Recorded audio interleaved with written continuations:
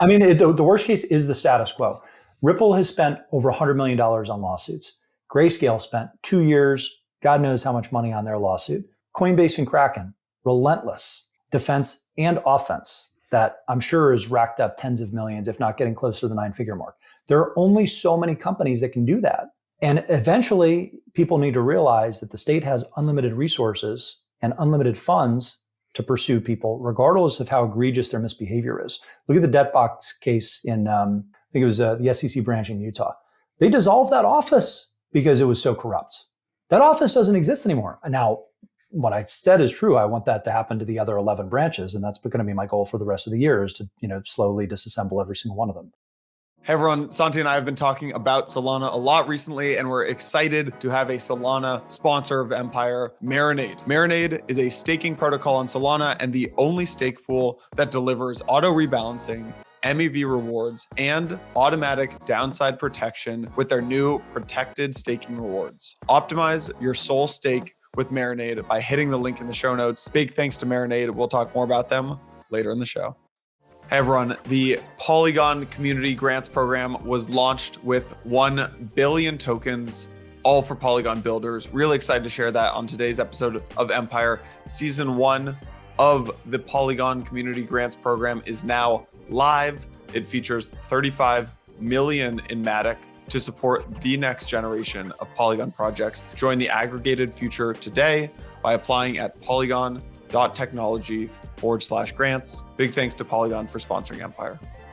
Mantle LSP is a permissionless and non-custodial ETH liquid staking protocol deployed on Ethereum and governed by Mantle.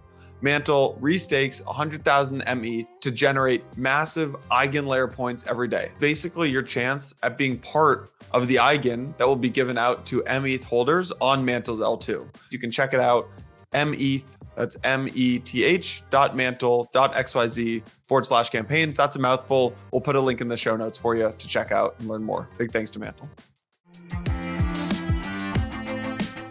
All right, everyone. Welcome back to Empire. Highly anticipated episode. We booted Santi for this one. We've got my co-founder Mike joining, and then we've got Bad Man, Mr. 2-Bit Idiot, founder of Messari. Also a friend and a colleague and also a competitor, Ryan Selkis. So Selkis, welcome to the show, man. We contain multitudes, Yano. Yes, exactly. So look, man, this should be a good conversation. There's a lot of things we got to cover. I think the first thing to cover is we're recording this Friday morning. And I say that because things just happen so quickly, and this will go out on Tuesday. And so much can change. But the debate just happened last night. Would love to get your thoughts on not only the debate, but specifically what comes next. Sure. I just put a brief voice note out on Twitter before this episode, just so it's fresh and people have that. And I'll try to be consistent with what I just said about 30 minutes ago on Twitter. I think, look, everybody that watched last night saw what happened. I don't think that there's anyone that is feeling good this morning about Joe Biden's presidency, whether they're friend or foe. And there was 3 big takeaways for me last night. One, I felt pretty vindicated for all of the things that I've been saying and doing, even if it looks crazy in the moment. All of the tactics and all of the things that I've been doing online as part of my persona that is constantly evolving behind this 2-bit idiot moniker.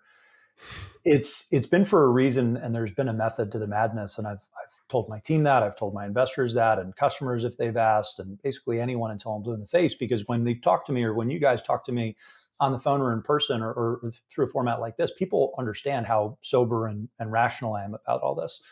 But my rhetoric has been building to a crescendo because I don't think that we have a president right now. There's no one at the controls. And everybody saw that last night. So what I think would be the best outcome for the good of the country is for getting into point 2. I think they need to exercise the 25th Amendment. Like, we are in that territory right now. That's not hyperbole. Everybody saw with their own 2 eyes how out of it Joe Biden is. And I think that that's probably the realization that the Democratic Party and the Democratic establishment are going to come to in the next couple of weeks, because they don't have good options going into the convention in 6 weeks. it would destroy their whole moniker of, oh, we're the party of democracy and the Republicans are going to try to steal the election or end democracy or this, that, or the other thing. It would destroy all of their credibility if they actively forced an anointment of a new candidate at the convention versus either, I don't think that they'll actually get into the 25th Amendment because I think that they will threaten Biden. If you don't resign gracefully, we will exercise the 25th Amendment and take the nuclear codes from you because you are not mentally capable and at the same level that you were maybe when you got elected 4 years ago. So what that's going to do is that's going to lead to a President Harris, which I think would be a great thing for the country, just as an American, to just stop the insanity and the charade that Joe Biden is actually at the helm when he's not. I don't particularly like her. I don't like her policies. But number three, what it would do is it would give this party that is going to lose in a landslide right now, not just the White House, but the Senate in a landslide. It would at least give them the opportunity to tack to the center and like hard pivot from some of the Biden policies, because you can get this blank slate moment for a very short window of time where Harris could come in and, maybe she's going to be friendlier towards crypto and maybe she's going to soften her rhetorical approach and she'll cut heads at the right agencies. And, maybe they'll call Gensler and have him fall on his sword with a wink and a nudge that, hey, if you just fall on your sword now, you'll be rewarded if we get reelected for doing that kind of dirty work now. There's a number of ways politically that they could play this, and that is, I think, the least bad option for them. Unfortunately, I think that Harris is so unpopular and unlikable that they're probably going to get trounced anyway, but they're kind of out of options and they've kind of made their bed at this point. So if I were to zoom out, I'd say it's probably going to be, it'll probably be something like a Harris Newsom ticket. But it really should be something more like Harris Dean Phillips, because the entire, Democratic establishment owes him an apology for smearing him and maligning him for having the audacity to say what no one else in the party had the courage to say, which is, we cannot run Joe Biden for a second term because he is already deteriorating at a rapid rate. Look, I think people will look at the tone of my tweets and rhetoric on, I don't dislike Joe Biden. I think he should have run in 2016, to be honest with you. I voted for him in 2020. I now regret that, but I voted for him in 2020. But I don't feel bad piling on here because this is the most powerful man in the world. And I think that there is an element of humiliation that's important at this time, because if we just gloss over the fact that there is an entire apparatus that has lied to the American people for at least 6 months about his mental acuity, whether it's the media, his administration, all the other congressmen that have his back, the entire party leadership, everything. It's all been lies. It was exposed last night. They have been structurally lying to people about this man's mental fitness. And so I think it is important to see the memes, the dunks, the aggression, all aired out in public. I think it's a good outlet for people. And I think that humiliation is not really about dunking on an old man who's going senile. It is about sending a message to everyone that has been involved in this farce that no one's going to forget in November. And my position on this is, I think, somewhat consistent with the position that I have on crypto, which is, I don't consider myself a partisan. I just said I voted for Biden. People want to paint me out to be this MAGA extremist. I can get into why I think, there's literally nothing that would make me not vote for President Trump at this point. But I think the fact of the matter is that we need a hard partisan victory this year, and then we can get back to nonpartisanship in crypto, or bipartisanship, more generally speaking, politically. And the way that this is going to manifest itself is 2028, right? I mean, we're talking about a transitional president, no matter who wins, right? Well, I guess if it's Harris, then she could run for 2 terms. It's another reason for it to be Harris instead of Biden. But I think we're going to see generation change in 2028. We're going to see a hell of a lot of evolution in Congress. We're going to see the entire power rankings and leadership apparatus in Congress turn over in the next few years.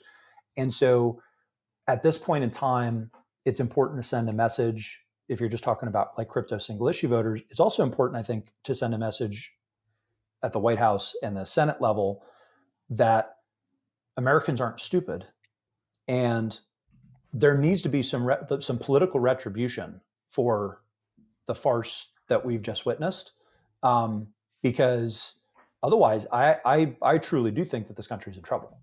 Now, whether that doesn't necessarily mean that I'm saying like, oh, anyone that votes for Biden or Harris or whatever is evil or stupid or anything like that. But what it does mean is, we should not be letting the most powerful office in the world off the hook just because his wife and the establishment around him propped him up like Weekend at Bernie style for the last 6 months.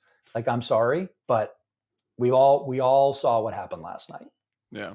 All right. Let me pull the conversation out from just Biden versus Trump for a second, because I think we will get into that later in the conversation. But I almost just as like Mike and I have known you for 7 years at this point, and I think I was never this crazy, right? You've always been a little bit crazy, honestly, but but founder crazy, not founder like, crazy. So I'd love to just hear the development and the evolution of like Selkis from like crypto founder into someone who realizes and has like thinks and believes right now that like politics is the main thing that you should be spending your effort on. Maybe I got that right, but would love to just hear like the evolution of, and like when did you realize that politics was like the thing that you needed to focus on?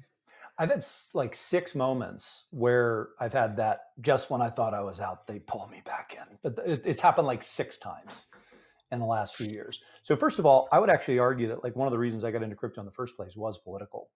But it was political in the sense that it was an opt-out. And you look at the runaway spending that we had, and this is way back in 2012, 2013, when I first was learning about Bitcoin, but you look at the runaway spending that we have, you look at the increasing partisanship and the gridlock in Congress and the dysfunction of Washington, D.C., and a lot of libertarians and folks that care about exit and just like building a better future versus arguing about it end up gravitating to tech. So like my version of gravitating to tech was obviously, Bitcoin and crypto.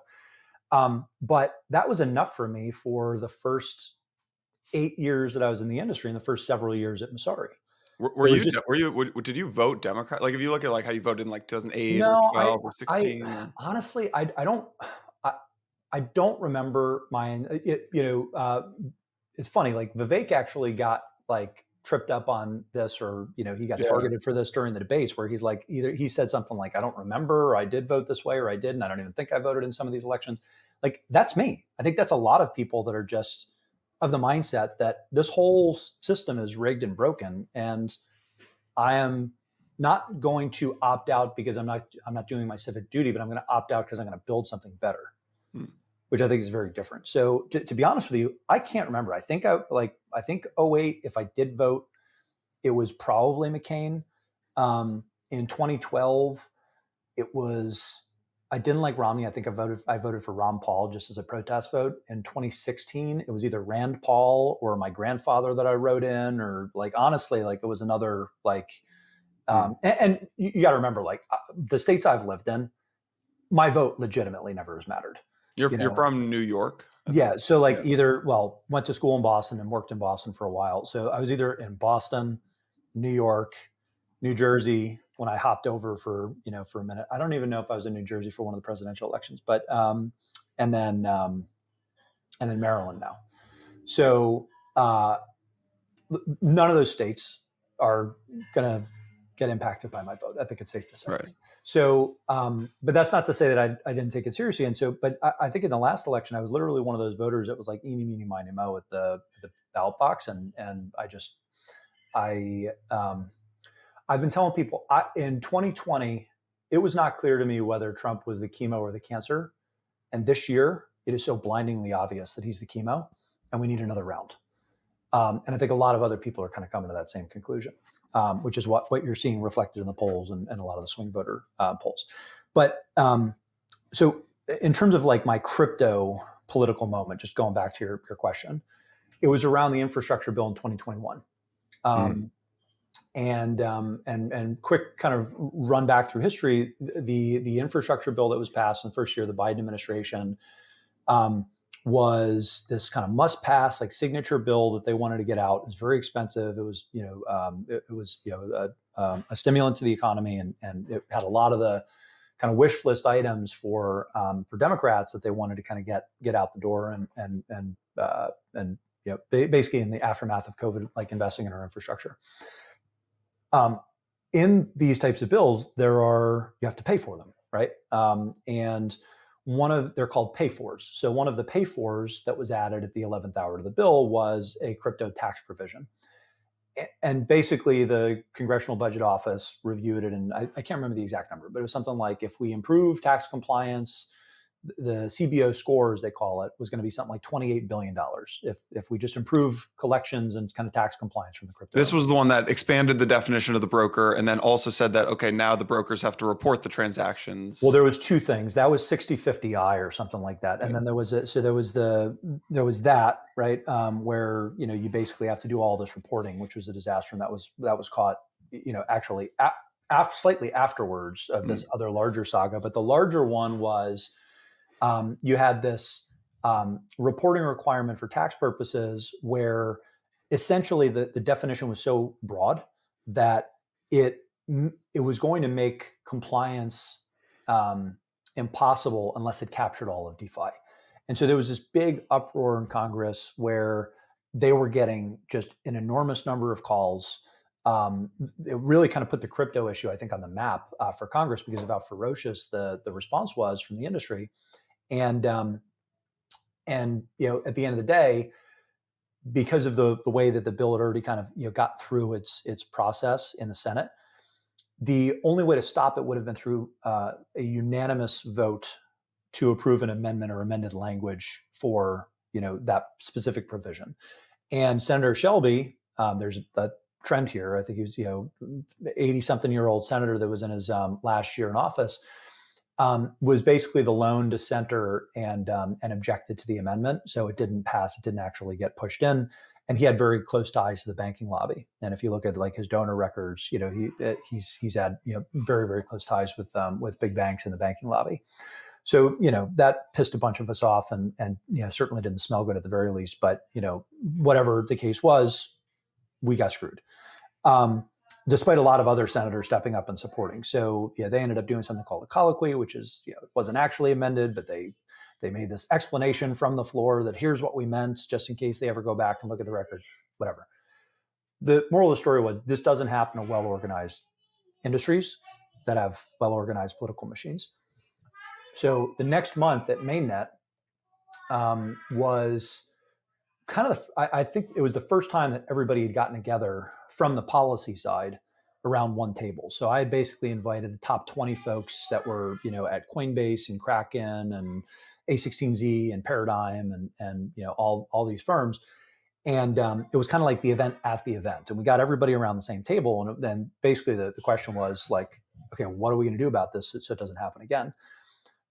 So again, like part of it's, I am paying attention and politically inclined, but part of it was also like right place, right timing, that our conference had just happened to fall right in the aftermath of that bill, that we got everybody together.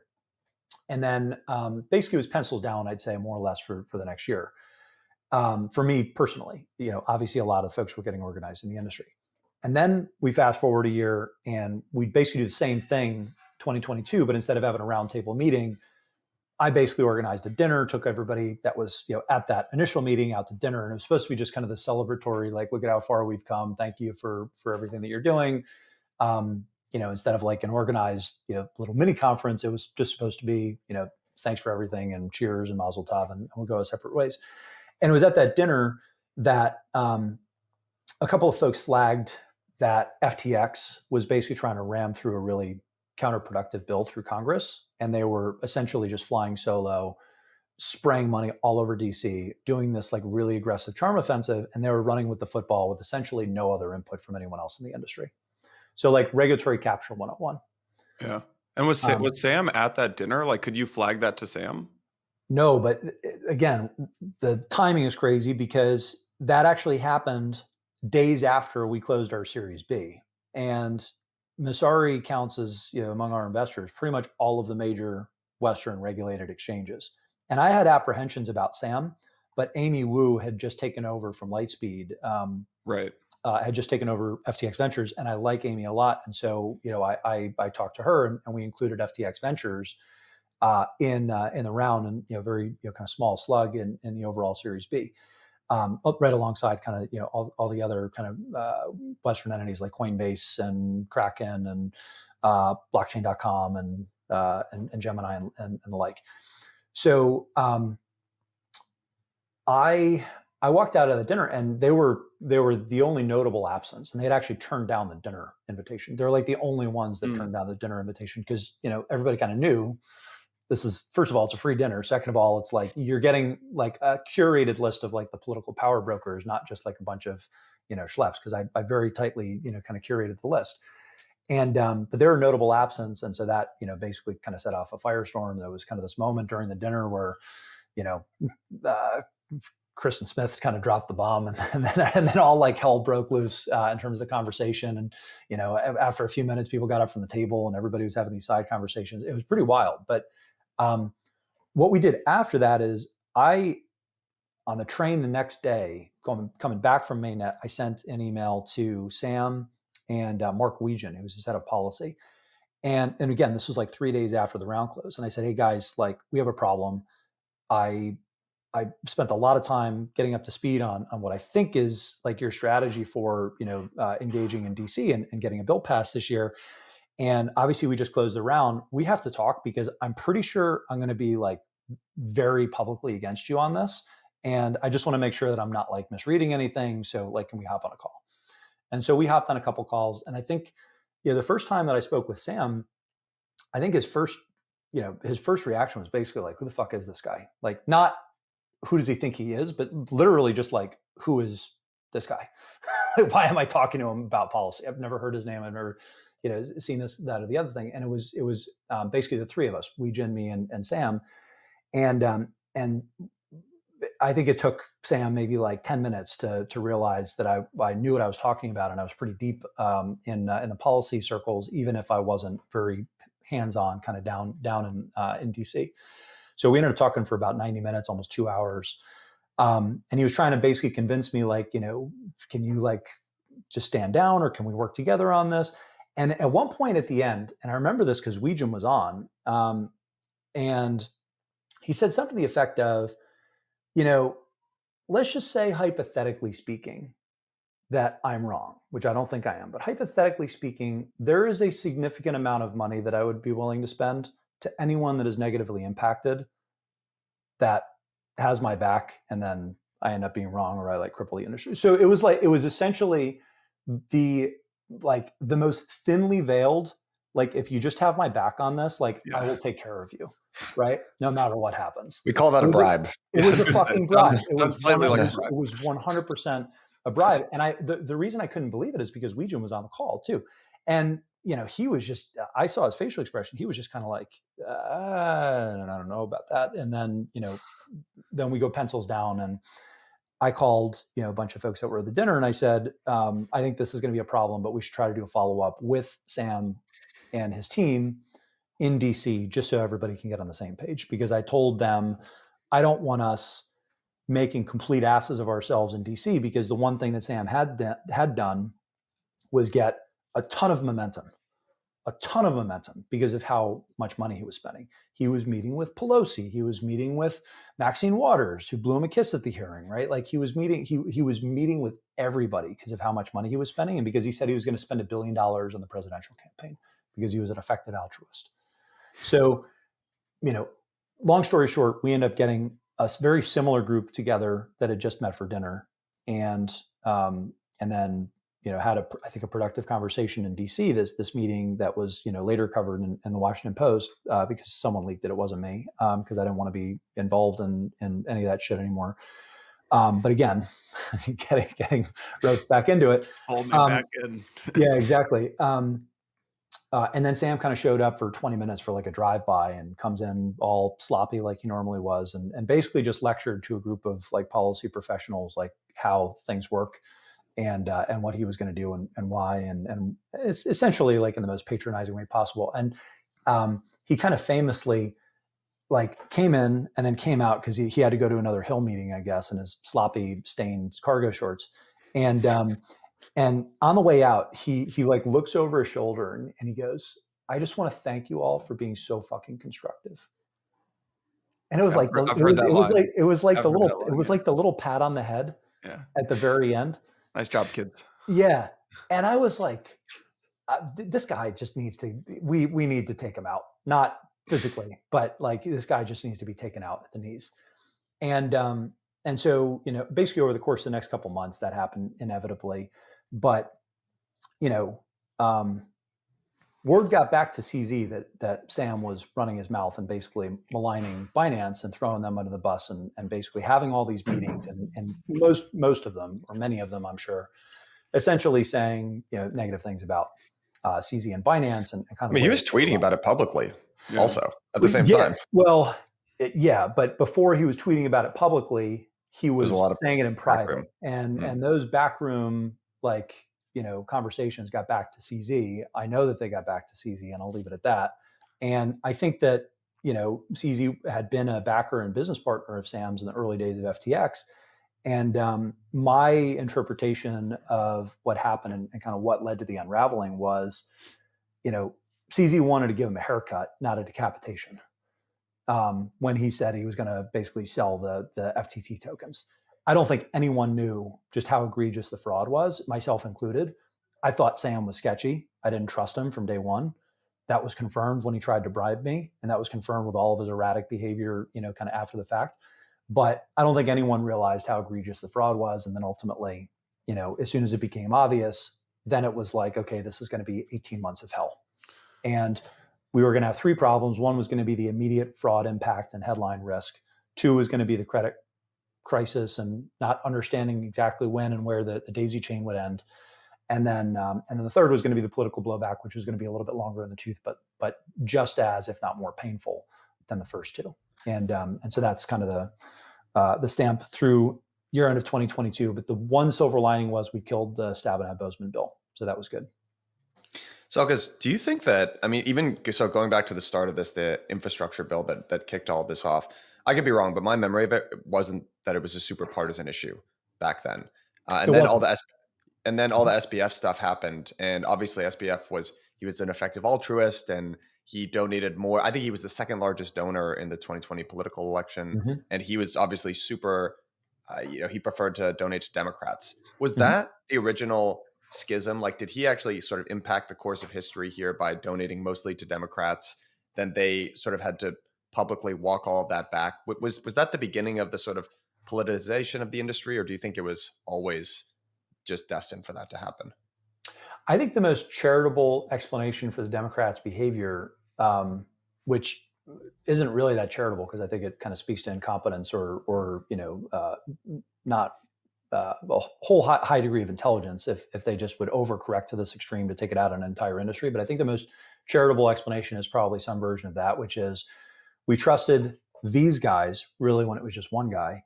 Right. And they screwed us. And everything that we thought about the industry actually is true because we have this sample size of one and it blew up in all of our faces. So I think there was an element of retribution. There was an element of just like the pure politics of it. You can't immediately turn around after a fraud that size and then say, oh, no worries, let's work with the good guys. It was just going to be too hot to touch politically. And so, basically, a couple of things. One, I'd say credit where it's due for the folks that politically stuck their necks out for us, even when it was unpopular, particularly on the right, but also with a couple of exceptions on the left. Tom Emmer and Lemus kind of come to mind as two of the heroes that we didn't deserve at the time, but we needed. Yeah. But I think you also had some folks like Senator Gillibrand and Richie Torres that I think have been pretty good on this consistently, even in the aftermath of FTX. But basically, and we'll get to modern times, pretty quickly, but I just want to be comprehensive here. So early 2023, Brian Armstrong hosted a small dinner in New York, and I can talk about that because I love Brian, but he posted a picture of fucking 8 white guys at dinner for a dinner. I remember this picture. I remember that. And the worst part about it was on International Women's Day, but the worst part of it wasn't that it was on International Women's Day. It was that the dinner did not happen on that day. And for some reason, he chose that day to post the picture. Tough. And I was like, bro, you're killing us, man. Somewhere there's a head of comms who just said, why do you make my life so tough? Oh my God. I love Brian, but I was just like, come on, man, come on. But anyway, so he had hosted this dinner with a handful of us, and people can pull up the picture for specifically who was there. But essentially it was, how do we emerge from the wreckage stronger politically, and basically how do we re-engage politically? And so a couple of weeks later, I sent a document around called Project Leonidas, which was essentially like a battle plan for raising $100 million split across several different entities. So this would cover the trade associations, 501c4s, which basically work on things like education and advocacy, and then an actual super PAC and aligned PACs with some of the trade associations. And without getting too deep into how all these things work, because I don't want people's eyes to glaze over for them to just skip over the episode. Basically, the super PAC is the bazooka that you want for actual elections. And you want that just as a deterrent as much as you want it as an offensive weapon, right? The best nukes are the ones that aren't fired. So having that arsenal, just having the actual cash on hand in that super PAC would be a signal to the DC community that we were very serious about what came next. And is that what started the Fair Shake? Yeah. Okay. Yeah.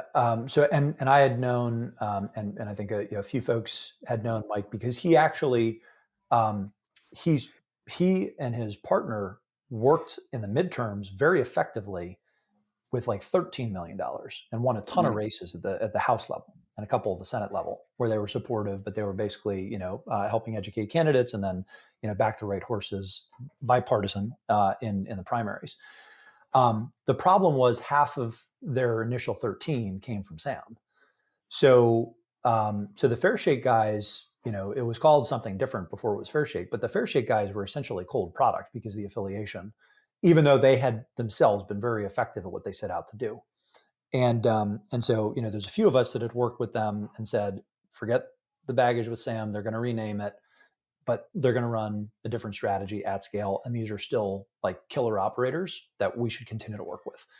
And it took a little while, but sure enough, December of last year, so 6 months ago, they announced that they had raised 78 in Fair Shake. And now, of course, it's up to 160 because they've up to 160 now. Wow. 160. And this is, I think it's the largest super PAC in the country. Is that these are crypto companies like Ripple? This is all public record. The lion's shares come from Ripple, Coinbase, and Andreessen. I think the Winklevoss twins have put in some. Messari put in 5,000. So we got our name. We got our name on the press release. Baby. What I don't think people realize, it's now the third biggest. It's now the third biggest PAC, right? And it's the largest independent. Yeah, there's the Biden Victory Fund, the Trump Save America something or another, and then it's Fair Shake, right? Yeah. So, what's your impression on how important the crypto issue is as like a presidential election issue? I was actually a little bummed. I'm not glad I watched the debate last night. I was bummed for a couple of reasons, but like I was bummed to see that crypto didn't come up at all, really during the debate. So how much do you get it? Because every once in a while you'll see these studies that 100 million Americans own crypto, right? But how big of an issue do you think it really is? There's two parts to that answer. One is just the math behind it. I think if there's 100 million crypto users, there's going to be a power law distribution in terms of how people would rank order this as an issue. Because if you have $100 in Coinbase, that's not going to swing your vote. If you have $10,000 in Coinbase, it might swing your vote. If you have your livelihood and your team and your family relying on the success of this industry, you are going to be a zealot for whoever's for you versus who's against you. And I think the problem that the Democrats made was thinking that was a small number when it wasn't. for two reasons. One, economically speaking, right? Guys like us that do well and have responsibilities and families and teams that rely on the success of and continued growth of this industry. And then two is philosophical, and all the way back to my initial point. I think that they underestimated how many young people, particularly in tech, they activated that were never really politically engaged in the past because they were just very happy, myself included, to opt out of the bullshit. Right. So they basically started a fight with a small army of people that just wanted to be left alone. Yeah. And they didn't stop. And so at some point, if you have this like group of wildlings or whatever who's north of the wall, so I think Marvin called it's me the like it's the wildling. Wildling, yeah. Got that so, right, yeah. He compared me to like the red bearded general, which I took as like the highest compliment. It's a compliment. So I think that's a compliment. I think it's badass, yeah, right. So like so I'm like the red bearded like crazy general of the wildlings. Do you want to piss that entire army off when they were just minding their own business north of the wall? That's what they did. So I think activating that denominator in the way that they did is not something that they really. And you're saying that's what they did. I feel like the turning point there was the Liz Warren anti-crypto army tweet, right? And then everyone said, we are the crypto army. That will go down as one of the worst campaign ads of all time. Yeah. Yep. Right. And so this actually gets me to point number two, which is, okay, that's one thing, but how did this get to the level of presidential politics? And that's when we get into 2024 and all my crazy tweets. Maybe take us into the last, 50 days, I'd call it. Like Mar-a-Lago, because you've been tweeting about politics. I think let me start at the beginning of the year. I'll give basically the time period up to Mar-a-Lago real quickly, and then we'll talk much more extensively about the last 50 days. So again, just when I thought I was out, they pulled me back in. I told my team I'm going to find myself $1,000 every time I tweet about politics in 2024. After Fairshake had loaded the money cannon, right? I was like, my job is done. I helped these guys. We got the game plan in order. I don't need credit. I don't care if I didn't write the big checks, but whatever happened, it happened. And I don't have to worry about this stuff anymore. Because I truly thought that this election was going to be existential for us based on how hostile the Democrats were and how hostile the Biden administration continued to be, mostly at the behest of Liz Warren. And then the Iowa primary happened. And Vivek comes in fourth. He immediately turns around and endorses Trump. And then at his endorsement speech in New Hampshire, suddenly they talk about how horrible central bank digital currencies are. And I had worked with Vivek, and you guys know that I had hosted him at Mainnet, and we did a fireside chat. I hosted a fundraiser for him. When I heard that, that was basically a dog whistle for me, because I worked with him and a few others worked with him, or at least sanity checked some of the things that he had in his platform for crypto over the summer. And we knew that that was the most plain vanilla wedge into the broader crypto issue, was like, do you want a central bank digital currency with constant surveillance or not? Super easy to understand. Very politically tight message, get the government the hell out of our lives. We don't need more weapons for the panopticon to activate against the citizens. And so when I heard that, it was an immediate call out that this was actually, we had someone that was going to be directly in the president's ear about this particular issue. So I basically spent the next few months trying to figure out exactly where the Overton window was to support, President Trump, because I obviously supported Vivek. I was very vocal about supporting Vivek because his policies were basically very similar policies to Trump's, but with a fresh start and a younger kind of messenger. So when he turned around and endorsed and they basically got together, it was, kind of a green light for me to start figuring out what could I say publicly that would not blow up in my face and have the team, or customers start to react. And so, you can literally, if for anyone that was paying attention at the time, you could see a progression up through March, let's call it, of increasingly partisan kind of red meat tweets. And the reason for that is I was trying to find a way into that camp to just help explain what is fact versus fiction here. And we're not all crazy. Like some of us are very supportive of Republican leaning candidates or conservative candidates or libertarians, by design. But we need you to know that we're not just all like crazy libertarian zealots that are like, screw the government, there's no role for regulation, like this, that, or the other thing, which I think was an impression that they had from the prior administration because we were just significantly less sophisticated as an industry at the time. And sure enough, I ended up getting a couple of different avenues in to the camp. And then one person, another entrepreneur in the industry, this guy Valentine, had tickets to the Mar-a-Lago event because he bought a bunch of the Trump trading cards, these NFTs. And he said, look, I got a VIP ticket. I can't use it because I have this pre-existing commitment for family reasons. I insist that you take it because I know that on the off chance you're able to meet him or someone close to the campaign, it will be better. It will be better time spent than anything that I could do or anyone else that I know could do. So I was actually on the fence about going, and I was like, I don't know. It's like it seems like a lot of time and energy, to maybe have like 30 seconds with like a policy person that I could probably get through in through other means. But he was adamant about it and insisted. And so, I went, and at the event itself, Trump he got there about an hour late, and because he was at a campaign event in Michigan, a rally in Michigan for another endorsement that he had made. And the VIP event that I thought was going to be like 20 or 30 people was 100. And so everybody was kind of roped off, and he just did an hour of Q&A. So I was like, all right, there's not going to be any direct engagement. But I did get one question in, which is, can we donate crypto to the Trump campaign?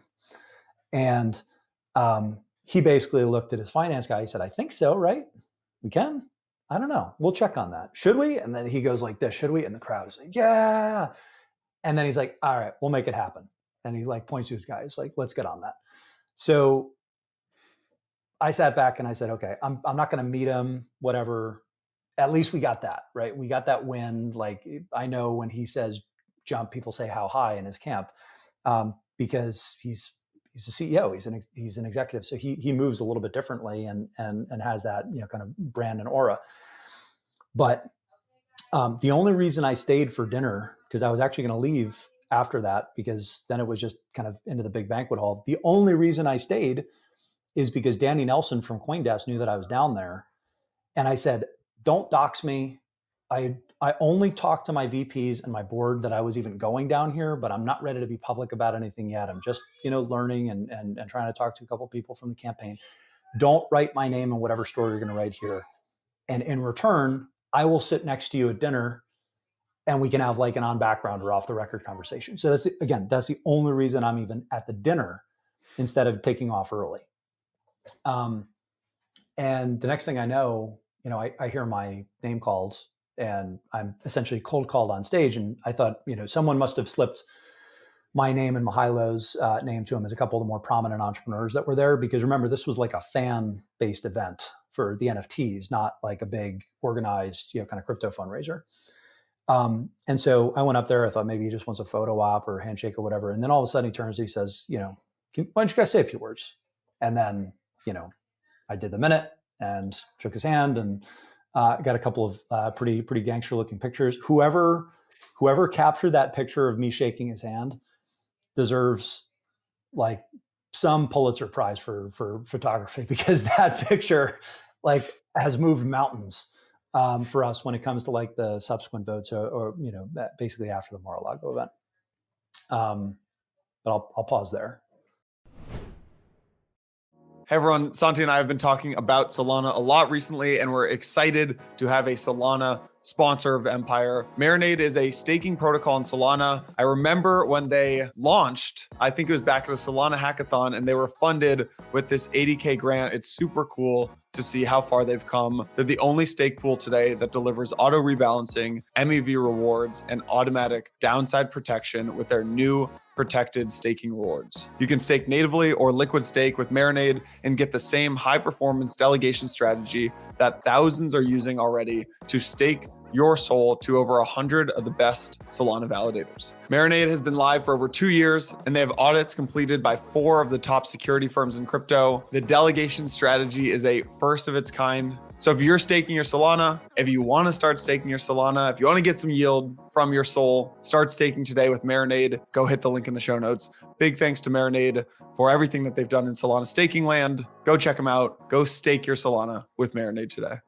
This episode is brought to you by Polygon. Polygon Labs is developing the next generation of open source, zero knowledge tech to aggregate crypto liquidity and user bases, empowering developers to grow in a unified web of interoperable chains with the AG layer. That was a big mouthful, so I'm going to tell you what it means in my words. There's all these things popping up, L2s and L3s, and it's chaos, right? If you are building something, you no longer have to worry about bootstrapping liquidity. You can basically just build in the AG layer to tap into the liquidity of the AG layer and the users of the AG layer. You get the users, you get the liquidity. It's the AG layer. It's hot. It's by Polygon Labs. They've got the Polygon Community Grants Program. It was launched with 1 billion tokens just for Polygon builders. Season 1, it's live right now. It features 35 million in Matic to support the next generation of Polygon builders. Join the aggregated future today by applying at polygon.technology/grants. That's polygon.technology/grants. If you talk to anyone, let them know Blockworks sent you. This episode is brought to you by Mantle. Mantle Staked Ether, which is METH, serves as the value accumulating receipt token of Mantle LSP. The base yield is currently 3.2%, but there's also more on top of that. Mantle restakes 100,000 METH to generate eigenlayer points every single day. Mantle is now the 3rd largest address getting eigenlayer points. A big part of the eigen that's going to be distributed is actually going to be given out to METH holders on Mantle L2, including all the dApps. And there's daily screenshots. Bridge the METH to an L2. That's bridge.mantle.xyz. You can enjoy being a part of the hopefully eigen that will be given out to METH holders. So big thanks to Mantle for letting Empire listeners know about this. Really exciting. Thanks again, Mantle. So Mar-a-Lago happened. So this is early May, right? This is like the first end of, this is maybe May 7th or 8th or 9th. May 8th. You want to get into, I think in the last 50 days, like everything is kind of spiraled. And I would say there's Mar-a-Lago in 1 week, there's Mar-a-Lago, and then there was a Blockworks op-ed actually as well.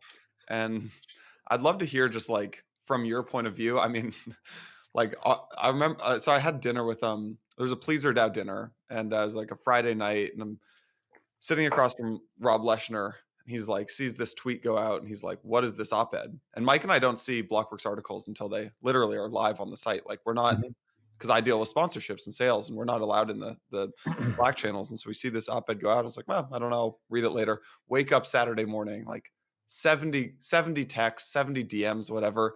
And basically a tweet from you saying, I will assassinate these guys. So I don't think I used that exact word, but it was something very close to that, which was like a flavor of like Omar's coming, right? So tell me about that week. Wait, actually, before we even get into that, Selkis, do you want to guess how many people viewed that article? Because I've talked to a lot of people since that. They're like, oh, that was amazing, blah, blah, blah. Like, you want to guess how many people? And they're like, you're just doing it for the traffic.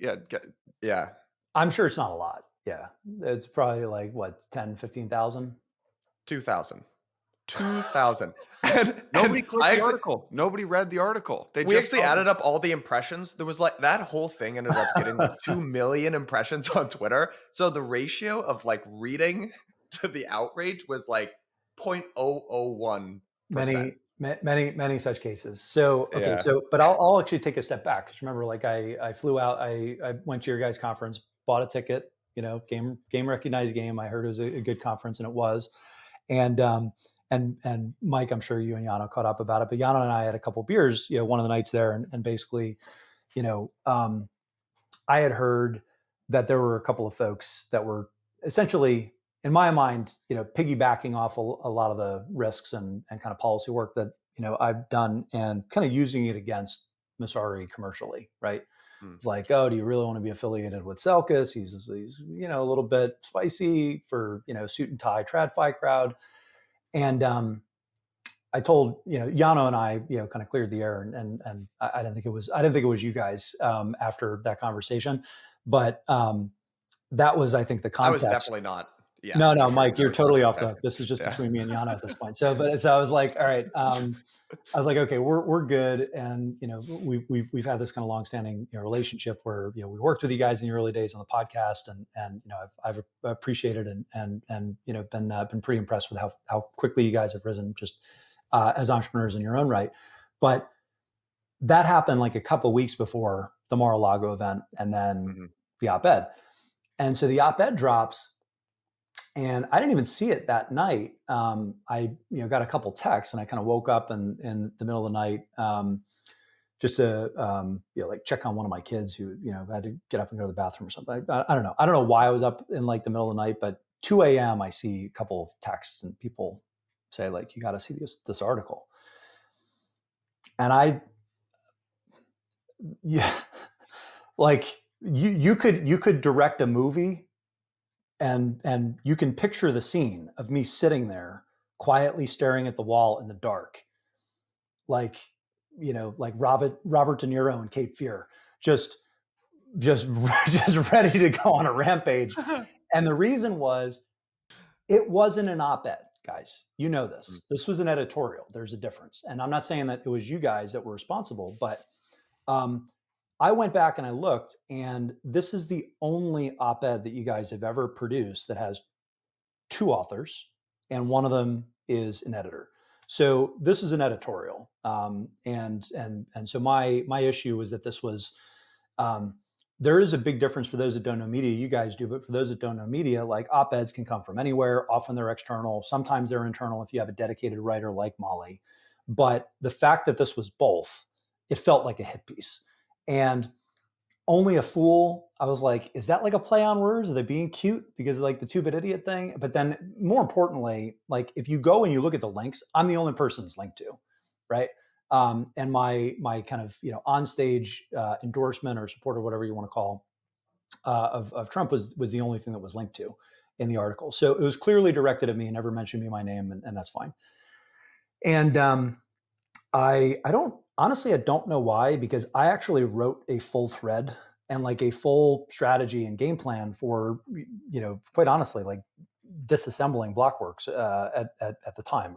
That was going to be my response, because especially after the conversation that Yano and I had in London, I was like, this has gone too far. We have competitors that are operating in bad faith, trying to hurt my team. So now I'm going to respond in kind.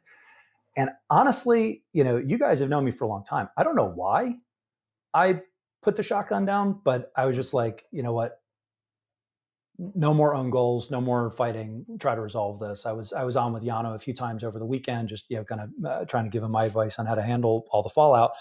And it ended up being a nothing burger for me, because it was something like 5 or 10 to 1 people supporting me versus supporting you guys. So I didn't think it was necessary to pile on. And I also think in hindsight, this, maybe it was not intended to do this, but I do think that article, the unintended but very positive consequence of it was, I would say, friendly fire from a crypto outlet versus a big media outlet. Right. So you said 2,000 views, and like that's kind of like a running joke. I'm not surprised. And I was actually very happy that it came from someone like Blockworks versus a bigger publication, because it essentially laid out all the arguments that you would expect to see in like a mainstream hit piece, which is, all these guys care about is money. There's no values here. It's just white, rich tech bro, like, will sell out everybody, doesn't care about trans rights or women's rights or democracy. I mean, like it had all of the greatest hits in that article. I don't think it was a very well reasoned or argued op-ed, but the fact that it was written, I think, stimulated a conversation, which is almost undeniable that it had a positive impact, because it, if nothing else, forced me to think about how I was going to address every single possible political issue, even as an operating CEO. Right. So even taking on the most like incendiary social issues or things that people would levy as an attack on Trump, I don't agree with the Republicans on everything. And I think if you do, you're you're not a Republican, you're a cultist. But I don't. But I knew that those were coming, and people will inevitably project whatever they want to on someone that supports President Trump, regardless of how inaccurate it is. I'm a libertarian. I actually think that Vivek's framing of like libertarian nationalists is probably more in line with my view of the world. But the number of issues and the type of issues that I think were addressed in the op-ed were things that I kind of prepared for and leaned into over the course of the next 6 weeks. I've got a question, which is, all right. So here's here's something where I know you have really strong opinions on this, so I'd love you to lay out like the steelman case for this. But here's something that I've struggled with as well. Zooming out of the current political moment and zeitgeist, operating on a 10, 20, 100-year type horizon, do new industries like crypto have to get politicized? And this is something that I've been, because the case that I've heard you make, that to be honest, I'm coming much more around to, is the fact that like, hey, the Democrats have been punching us in the face for 4 years. How much of this, abuse do you need to take to just see the light, right, and what's happening? On the other hand, politics in America is horrible right now, right? I mean, even like it's very contentious, and I am conscious of the fact that crypto still does have this like white tech bro, obsessed with money, speculative sort of vibe. Mm-hmm. And so, how much do you think new industries like crypto should be aiming to be apolitical and just, hey, we're a technology, we're a new industry where you can do stuff? Which that argument has always resonated with me. I would say that's definitely the camp that I would have been in, before the last couple months, versus having to side with, one side or the other. Well, the good news for me personally is I don't give a shit about identity politics. So I don't care if I'm like a white straight male with kids. I actually think that's an advantage in some respects, because you're going to get all the heat and all the smoke from all these identity politics arguments. So I think that's number one. I made this point on stage with Marvin Amori at Uniswap. He debated me at Consensus, and this was basically the premise of the debate, which is this year. It was very tight prompt for the debate. It was this year, should crypto be partisan? And my argument, which I'll make again here, is and was the White House and the Senate needs to swing, and we essentially need to take political scalps. And his was, that's a really bad strategy long term, because we want this to be nonpartisan. People should vote their conscience and not feel like they have to betray their other political ideals just for a point in time, a bit of political retribution. And I think there's merit to both sides. But the example that I gave to help people understand that I do think that this should be nonpartisan at scale, but I basically made the comparison to like a cheating spouse. And, you don't need to blow up your marriage necessarily, but if you just immediately take back the cheating spouse at the precise moment that you have caught them with their pants down, you are not to be taken seriously. It's just, there's such a profound lack of self-respect to be in that situation and say, oh, it's okay, come on back, same day. And that's essentially, I think, what the Democratic operatives in the crypto policy sphere are saying when they say we can't make this political this year. I agree with you. Next year, the year after that, come on home, right? Like, we should be engaging with everybody and focusing on education and resolving these disagreements through the political process with the next Congress. But this year, it's pencils down. Anyone that was against us, there is a timestamp for when you were against us, and we're coming for everybody that we possibly can. We won't necessarily be able to come for Liz Warren because that seat might be untouchable, although John Deaton's going to give her a very good run for her money, and I'm going to support him in doing it. But we're going to swing at least 5 or 6 Senate seats, and I think the goal is to get the president, the White House shifted, because if Biden is reelected or Harris is reelected or whoever it is on the Dem side, we're fucked. Because the financial regulators are not going to change, and Liz Warren will still have outright control over the financial regulatory apparatus. Well, so what living through this has made me think is, if you actually look at other like industries in the US, you actually see it's a little bit of a mixed bag about how political they are. Like Silicon Valley is a really great example of that. That was also, the internet was some crazy new thing. Remember, there were all these wars against encryption back in the day. And there were a couple of really critical pieces of legislation that I think if they hadn't got passed in the right way, the US, internet and technology industry wouldn't be what it is today.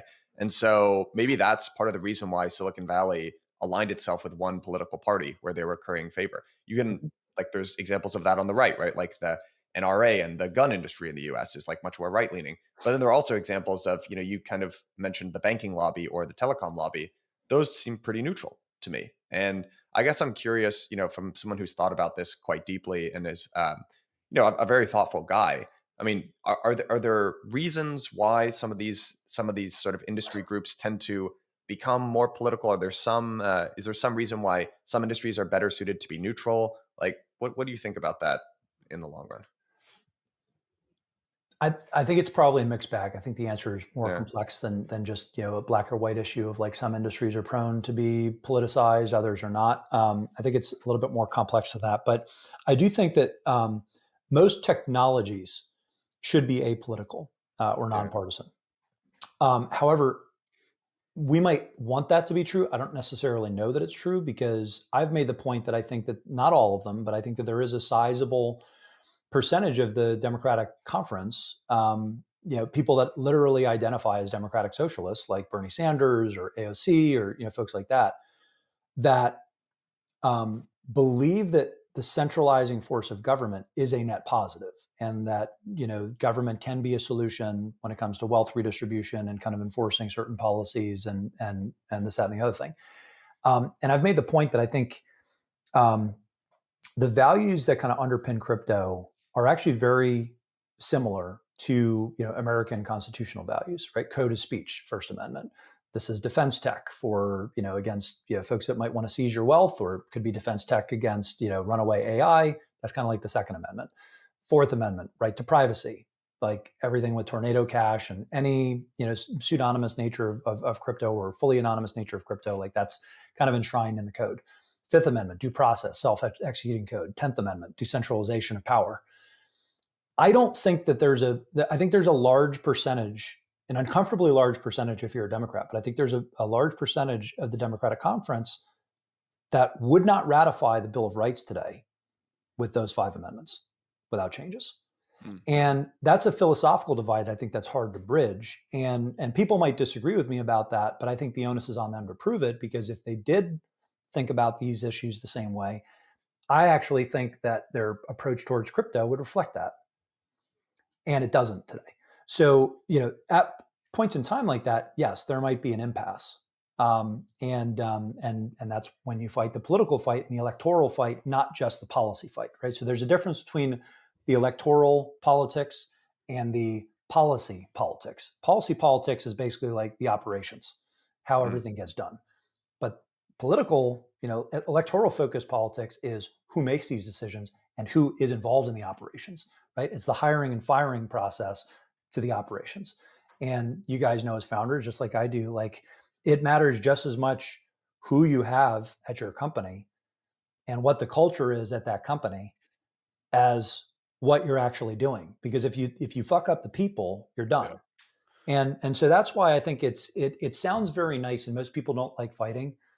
Personally, I don't like fighting either, but I am someone that just wants to be left the fuck alone.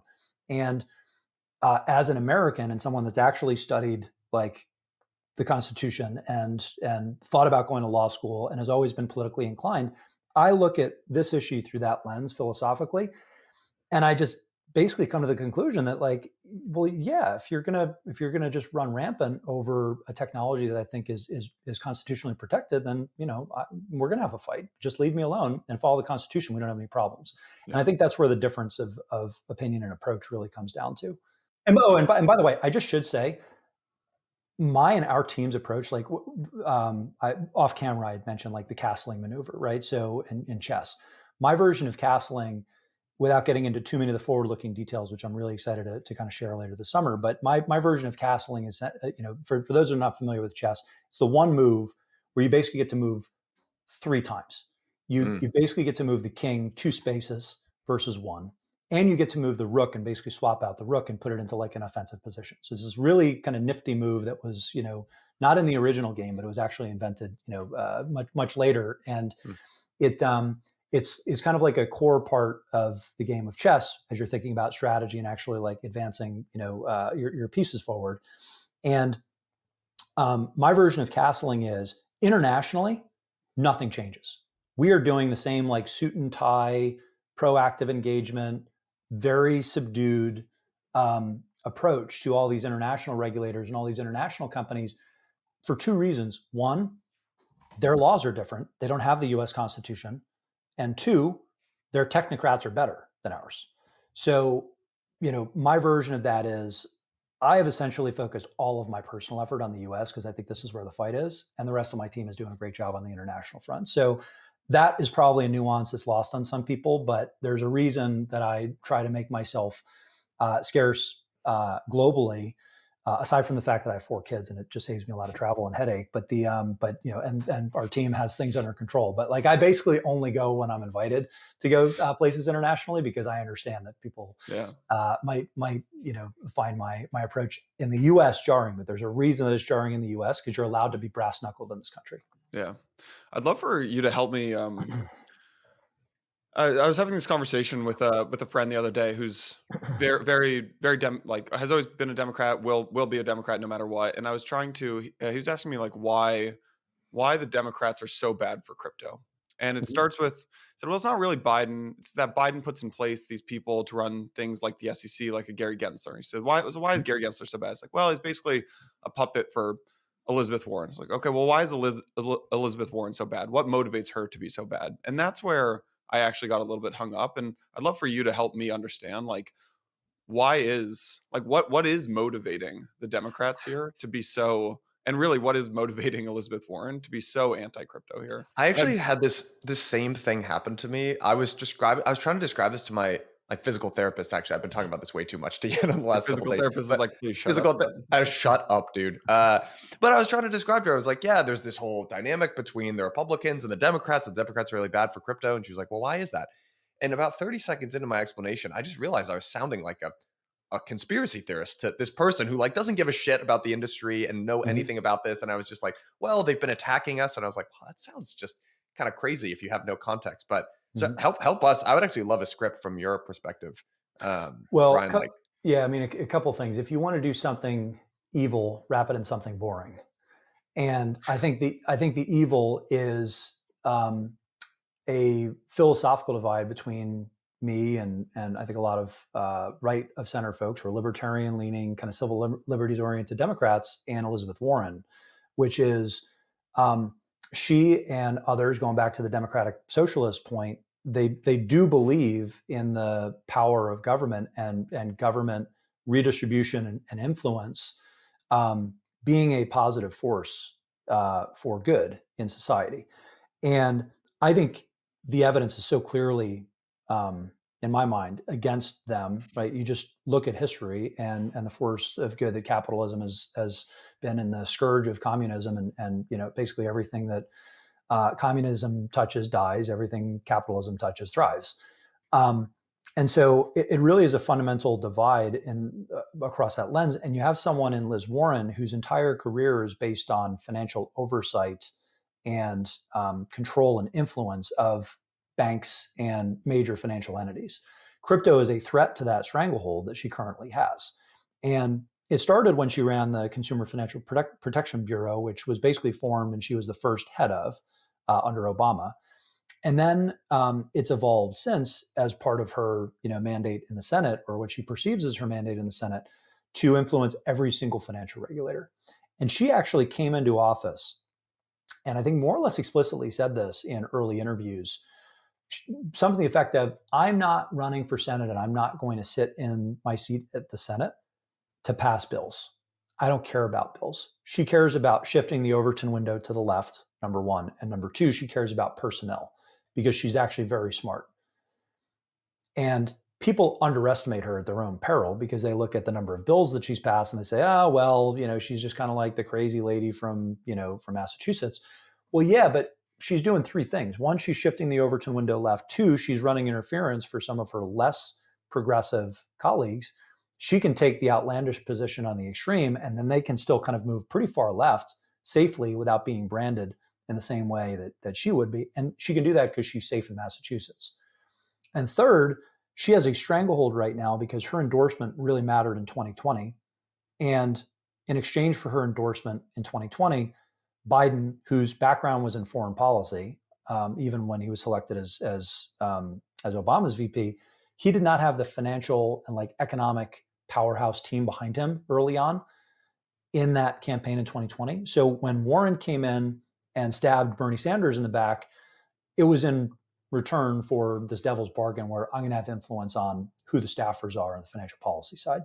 So it does sound like a conspiracy. It does sound like a conspiracy, but sometimes conspiracies are literal conspiracies and you're not crazy. Yeah. But you just need to be able to like soberly look at the situation, put two and two together and be able to articulate it. And for anyone that wants to read Messari's annual report, my theses, there's a 30-page section and a couple of chapters specifically on this dynamic of how Warren's influence extends not only to the White House, but then back down to the House, because House leaders that are progressive or folks like Maxine Waters will literally get calls from the White House and the financial regulators that are putting pressure on her when it comes to what bills should or should not be supported or what language should or should not be included. And those calls are coming from people that Warren helped place or like came from her circle. So, again, if you're trying to explain it in 30 seconds, very difficult. That's why, I think this format is helpful because people will see my tweets 280 characters at a time. And I don't blame some people for saying like, did Selkis have a nervous breakdown or, is he like out of his mind or is he just like thrown over the chessboard or what's going on? But if you understand like the logic and how clear-eyed I am about everything that's happening politically under the hood, then you can start to talk tactics. And from a tactics and like, information warfare standpoint, look, you guys know that I'm not short on ego, but I think that the last 6 weeks in hindsight will be an information warfare fucking masterclass in terms of what I was able to do under enormous stress, obviously, but I think what I was able to do over the last 6 weeks across a few different axes. You know what I think is just really, to give you a lot of credit where it's due is I do feel like there were a lot of industry participants that were just accepting a much worse outcome for crypto in the US, sort of implicitly, slowly over time. And you run a business you live in the US, and I would guess most of Messari's business is probably US based. Blockworks is in the same bucket. I can't tell you how different the landscape is here, today than it was 2 years. And that's not just regular market cycles. Like it's a night and day difference going international, being in Europe or Asia versus the US today. That's conference attendees, that's interest, that is, some of our investors actually mentioned there was a light bulb moment for me about 6 months ago where they mentioned they hadn't backed a US founder in over a year. I mean, that is crazy from some of the best investors in the industry. I mean, and I think to your credit, just elevated this to, guys, this is an existential risk. And whatever your politics are, if you want to do business, for crypto in the US, you have to care about it. So I think you have done a really good job of just raising the entire urgency, the kind of level of the industry. Well, and by the way, I'm going to walk the walk too, because I don't know that I'm personally going to feel comfortable or safe staying in the US if Biden wins re-election or Harris wins re-election. Wait, say more about that. Well, I think that I'm bordering on like a politically exposed person right now. Again, people can call me a conspiracy theorist or whatever they want, but I mean, you look at the weaponization of the justice system, and if the blue team wins, I kind of think I'm a marked man, so I probably just want to get out of the country. Not that they're like literally going to send a fucking Black Hawk helicopter and take me out with lasers or anything. Although they might, who knows? Give me a few more weeks to stir a little bit more. No, but I'm genuinely curious. I'm genuinely curious. I think it does feel a little, yeah. Well, okay. So the most innocuous way that this would manifest, do you think that I, as the leader of Messari, will ever be able to have a constructive conversation with the SEC if Biden wins re-election? No. Yeah, it'd be pretty tough. So we have built a private version of Edgar. We should be their best friend. I have personally exposed half a dozen of the largest financial frauds in crypto history. I have personally, in the last 10 years, done more to protect investors, promote fair and efficient crypto markets, and promote capital formation in this emerging industry than the entire taxpayer-funded SEC. I will literally die on that hill. Anyone with two eyes that knows anything about my track record, that knows anything about Messari, knows that that is true. Hester Peirce's safe harbor proposal in 2018 that has been gathering dust for 6 years was written side by side with Reg SK, which is the securities disclosures norms and kind of guidebook, and our fledgling disclosures product in 2018 when we were just getting started. I know that because they've told me, because we worked with them on it. So that's been collecting dust for 6 years, and we've just been slowly grinding through, building the piece by piece, brick by brick, to hopefully solve this problem and gift wrap it for whoever the first regulator is that wants to take us up on the offer. And the good news for us, and the good news for me and my team, is internationally, that pitch is selling really well right now because other people have their shit together. In the US, it's going to be adversarial until this bum is out. Selkis, what's it been like for you personally going out on such a limb here, and for folks on the team, right? Like, this is a politically torn moment in the US, right? I'm sure there are some folks on your team who are like, hell yeah, let's go. And then I'm sure that there are some folks on the team who are like, wait a second, this goes against my personal politics. Like, what's it been like for you to really stick your neck out in that has been, the last 6 weeks has been without a doubt the most challenging, I think not just of my career, but honestly, just personally, I think of my life. Like, the number of, every single week, it's felt like on 4 or 5 different axes, there's been an order of magnitude leveling up of stress and challenges and complexity every single week for like 6 consecutive weeks. It's felt like 4 or 5 or 6 orders of magnitude of complexity every single fucking week. And fortunately, I got to the point last week, not a breaking point or anything, but like, I think a fork in the road, which is, I seriously considered resigning from Messari, which I obviously founded 6.5 years ago. I was very serious about it. I talked to the board. I talked to the leadership team about it. I was very close, not because I would ever quit on the team or that I don't love what we're doing or believe in what we're doing or believe in the team, but because I was concerned that this kind of fork was not going to be reconcilable with the direction that we needed to go as a company. And that weighed pretty heavily on me, because obviously as a founder, you go from a founder-led to like an outside, CEO. There's a huge culture shock. It was unclear whether it would be navigable, even with the transition period. And I also just felt like there's unfinished business, and we're cooking right now. Like, I feel great about where the product is. I feel great about where the team is. And more than anything, I would never quit something that I started, because did you consider it because your internal team was kind of turning? The board has been super supportive. The team itself has been super supportive. Everybody has, I think, been on edge, and it's been chaotic because it's felt like, shrapnel and unpredictability for like 6 weeks, again, at, kind of building to a crescendo. And so, I think all credit to the team and the investors and the customers that we've had too, who have all been universally supportive, even if privately they're like, is Selkis okay? Because like a lot of the folks that we work with as customers, they've known me for a decade.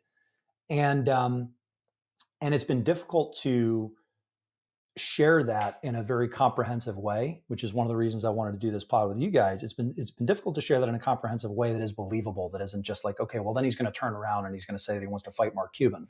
So do we believe what he said, like, to my face, or do we believe what he's actually doing, what his actions are on Twitter? And I kind of feel like we're entering a period where, actions speak louder than words, but people are going to see the kind of reinvention of my online persona to reflect the direction that I'm going to take the company now that I've figured out this castle maneuver. Can you give a hint of what that looks like? I think I did a little bit in terms of talking about the international versus the domestic. I mean, essentially, it boils down to, let's stop pretending that the SEC is an adversary and a competitor. And if you can make that leap, that they're an adversary and competitor, then anything I do with respect to investigative journalism that's targeted at the SEC and helping that agency collapse in on itself, anything that we do from a product standpoint, all kind of triangulate in that direction. And you truly view the SEC as an agency that must be radically restructured and rebuilt, then it's a little bit easier than like this half in, half out. Well, we need to win the election, but we also need to work well with the SEC. No, we will work very constructively and well with the SEC if it is restructured and if it is under Republican leadership at this point. Yeah. There is no scenario where we are not directly competitive and adversarial with an SEC led by Gary Gensler. And that allows us to still be very constructive internationally. Now, how we do that, that's what I'm going to keep close to the vest. But once people understand like that's the light bulb that turned on, everything should start to make a little bit more sense in hindsight. Like this wasn't a bluff. Like I think I was very close to a decision point that was going to be difficult, but fortunately it never got all the way there because I realized maybe the most obvious thing to do is just call a spade like I've been doing. Everybody knows this guy's corrupt. Everybody's suing him. Where the hell is it? Is this your Oppo report? This is 200. This was last year. 200 pages of Oppo on one person. Okay. I'm not bluffing here. Like, okay. Wow. Yeah. This is last year. This is twice as big this year as it's refreshed. So you know what?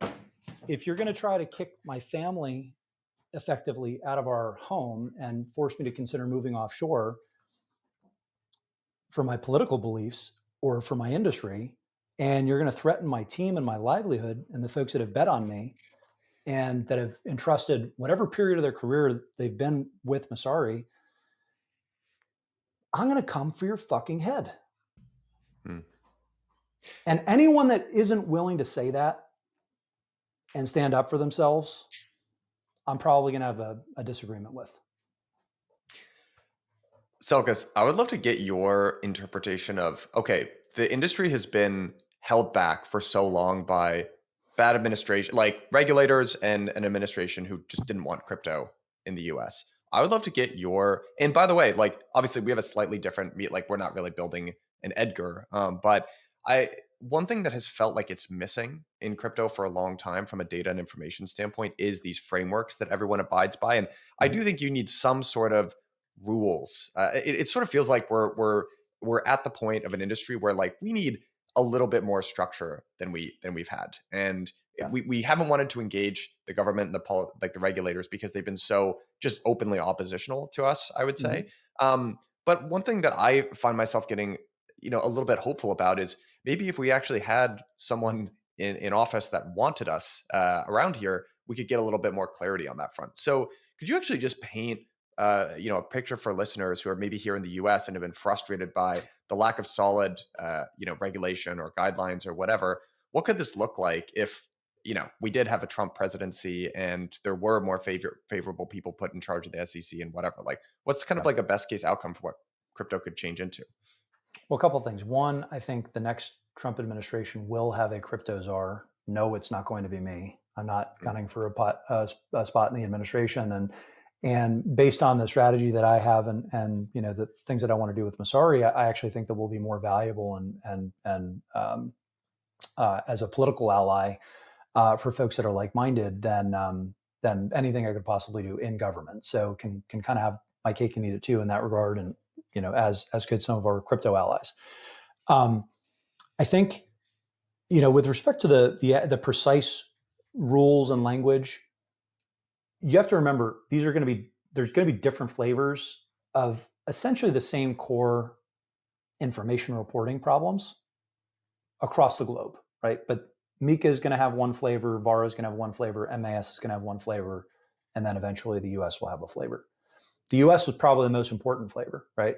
That's, the battlefront is here. It's the largest economy in the world. We dominate finance, we dominate tech, and we have the Constitution on our side, right? So the framework that you want to get right and is most important to get right is the one right here at home. I don't think it's rocket science, what would be good policy. And I think you have senators like J.D. Vance and Haggerty that are starting to think about what would actually intelligent legislation look like that fully covers the exchanges, that creates rules for banking and stablecoin issuance, and that also essentially creates like a Section 230 moment for the industry that protects all of the emerging applications, right? So, let's not throw the baby out with the bathwater, because if we do the regulation poorly now, then thousands of assets and thousands of new networks might not emerge because there'll just be too much red tape to get through. And by the way, this is the reason, not that I'm on this big crusade, but this is the reason that I actually give a shit about this, not just philosophically, but commercially, because you guys know this too. Messari does well if there's thousands of these assets. If the information, if the maze and the ability to navigate this asset class is impossibly complex, that's the greatest gift for you guys, for me, for like the handful of us. And, financial information, there's like half a dozen $10 billion companies. So, we said at the top that, we're competitors. I think that's somewhat true, but in very important respects, it doesn't fucking matter, because there's going to be multiple very big companies in this sphere, provided that we are able to grow and thrive as we have for the first decade of crypto's life. And that only happens if you have something analogous to like a Section 230 moment for financial assets, right? Section 230 being the internet bill. I forget the name of the bill, but basically the 90s internet bill that essentially created a lot of these standards. Section 230 exempted online platforms from the specific online platforms and publishers from the specific person's speech. So you couldn't be held liable for defamation or any of the speech violations that might happen on your platform or on the open internet. You would have to target the individual. We need something very similar to that, but for financial applications and crypto applications. Selkis, if you had if you sat down with someone and they're like, list out the 3 to 5 things that, like, year one, my 100-day crypto policy, like the things I want. Like for me, it would probably be like, I want you guys to let people do self-custody. I actually do want regulation of the exchanges and like the custodians and folks like that, like the centralized players. I want the proliferation of stable coins and not a CBDC. Those are like some of the three. Those are like the 3 first things that would come to mind for me, not having thought about it as much as you. Like, what do you think about that? You just nailed the 30 seconds that Trump did on crypto at the Libertarian Convention. Go back, insert that 30 seconds into this episode. You literally just hit on the exact talking points that the Trump campaign and Trump team and policy team have been engaged on and studying and trying to distill down. The only one that I would add is that I think Bitcoin mining is very important to protect for counterintuitive reasons, being that the innovations and the development of Bitcoin mining infrastructure is actually going to be extremely helpful as we think about managing the grid with all these AI supercenters. So, it's protecting, that infrastructure investment and making sure more of it's here at home, because we are going, I think the folks that are building an AI are really going to be able to capitalize on that early work from the Bitcoin miners as they're thinking about managing and kind of load balancing the grid for AI supercenters too. So let's say that's the best case. Best case is we get good stable coin, good that's regulation. The only case. Those not things. Negotiating, unconditional surrender. Great, best case. What is worst case here? Biden gets reelected and they just slowly strangle us. Yeah. I mean, the worst case is the status quo. Ripple has spent over $100 million on lawsuits. Grayscale spent 2 years, God knows how much money on their lawsuit. Coinbase and Kraken, relentless defense and offense that I'm sure has racked up tens of millions, if not getting close to the 9-figure mark. There are only so many companies that can do that. And eventually, people need to realize that the state has unlimited resources and unlimited funds to pursue people, regardless of how egregious their misbehavior is. Look at the debt box case in, was it Utah or, I think it was the SEC branch in Utah. They dissolved that office because it was so corrupt. That office doesn't exist anymore. Now, what I said is true. I want that to happen to the other 11 branches. And that's going to be my goal for the rest of the year, is to, slowly disassemble every single one of them. It is uncomfortable to say this, especially if you're in a regulated industry, especially if you are yourselves regulated. And one of the things that has been to my benefit in this process is that we're a data research and information company. We're a little bit harder to attack head on they're still going to try. I'm sure that Gary's going to try to. Right. You don't have a token. You're not. You don't have a token. We don't move money around. Right. So I'm sure that someone's going to try at this point. I've already telegraphed someone's going to try just because I'm being so like in your face about it. But I can say what other people think and what increasingly more people are willing to say, which is the SEC under Gary Gensler is one of the most corrupt institutions in the country. Gary Gensler himself is one of the most corrupt political operatives in the country. And until he is out at the SEC, and until some of these other Liz Warren plants are out of their positions of power, it's going to be tough for us to make real progress. Marty Gruenberg is stepping down from the FDIC in disgrace after all the scandals that that agency has been played with recently. The nominee that's going to come into the FDIC is worse. She's like a direct Liz Warren acolyte, and she's younger, and she's going to be around for 5 years, and you're not going to be able to get rid of her. That's what we're up against. Yeah. The entity that is literally running a second version of what they had explicitly named Operation Choke Point under the Obama administration. This is not conspiracy. Again, it's hiding in plain sight. Operation Choke Point cut off banking access to politically disfavored industries. It just so happens that crypto is under the microscope now.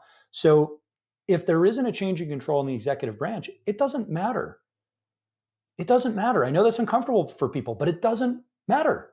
It just doesn't. So, if more people come to that realization, then it will be less difficult to understand why I am banging the table and putting all the chips in the center of the table to make sure that Trump wins and the Senate goes red. Why is it? We've mainly talked about Trump, Biden. Can you say why it's so important that the Senate goes red? Like, why are you not focused on that? Because the Senate confirms all the political appointments, and Senate banking is where Elizabeth Warren sits. So if she's in the majority, even if she's not the chair, she's going to have outsized influence on Senate banking. So in terms of schoolhouse rock, like how a bill becomes a law, there's a couple of interim steps there that are glossed over in the schoolhouse rock version. But one of the most important is that these aren't bodies of like 100 senators or 400 whatever congressmen. There are hierarchies and there's power dynamics within those two chambers, and there's a great deal of deference that is given to the committees that cover certain areas, right? So you will only see certain bills introduced out of Senate banking or House financial services or Senate agriculture or House agriculture. And so you need to look at the power rankings, not just at who's in those committees, but the power rankings and kind of who would be next in line in those committees. And Liz Warren will be moving up the leaderboards if we knock out a couple of her allies on banking, but at least she'll be in the minority. Got it.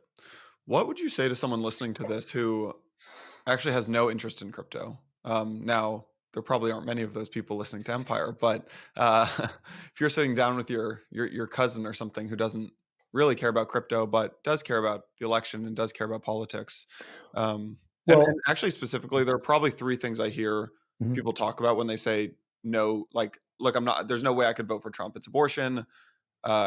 He's a criminal, and January 6th. I'm curious how you think about the social issues and maybe those three issues as well. Well, I mean, I'm like I said, I'm a libertarian, so I think I'm socially liberal. Last night the debate was fascinating because Trump's answer on abortion, the most dangerous issue for him, he actually had a better answer than Biden did.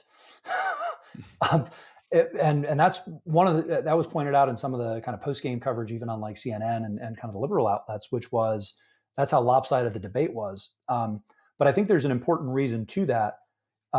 For that issue in particular, I'll tell you right now, because I've sent this around to several Democratic congressmen, said, okay, if the status quo on this issue is it's all remanded to the states, right? And it's now a state's issue to resolve, then would you ever propose something that instantly improves the situation for 50% of the states and the women in 50% of the states and does nothing negative to the other 25 states that are currently blue?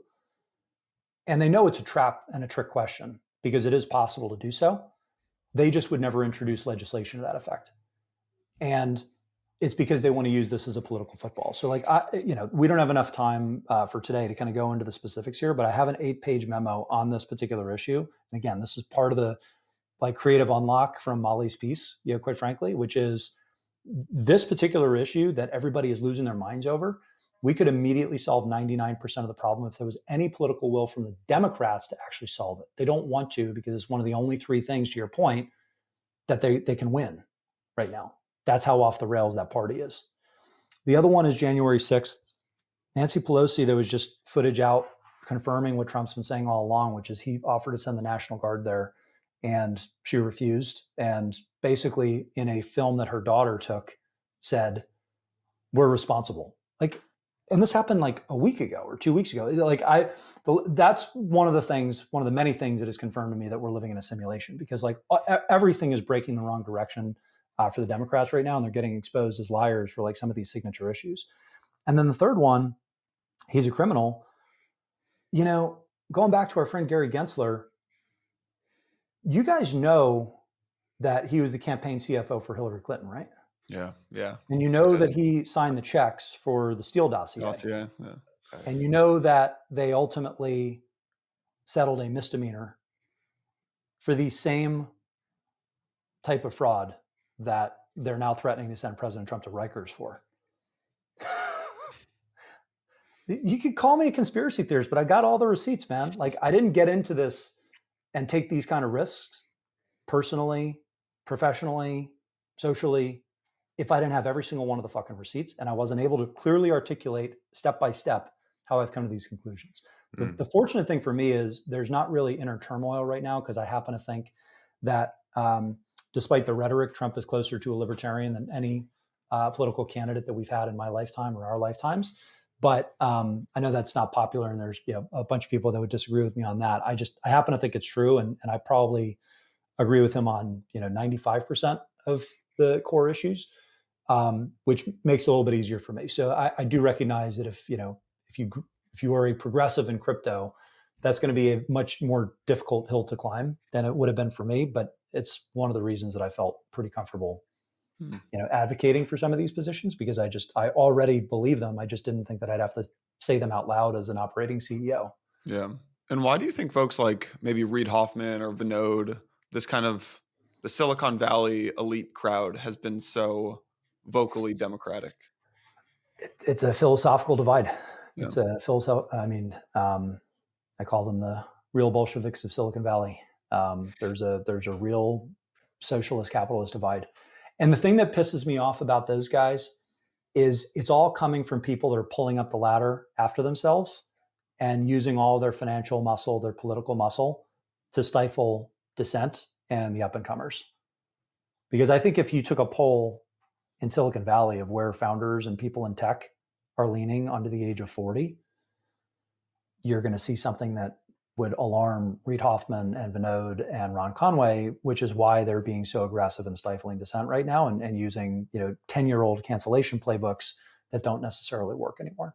There's actually a trend in Canada, Selkis. I'm not sure. One of our new podcast hosts, this guy Felix Joven, is based out of Canada, and he was saying there's this. You can actually see it. It's like Trudeau is losing in these historically extremely progressive spots, and did you see Balaji? He had a tweet of the G7 leaders with their disapproval rates over their heads. Yeah, I did not actually know.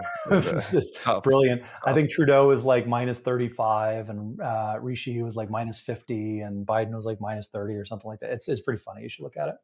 All right.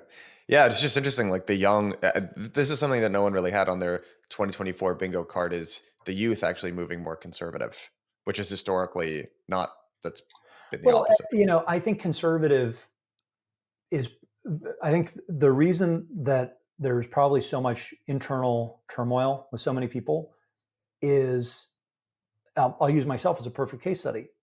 I don't identify as conservative because conservative to me is a loaded word. It reminds me of all the social issues. It reminds me of like the wars, like George W. Bush was a conservative. Like, I don't view myself as that.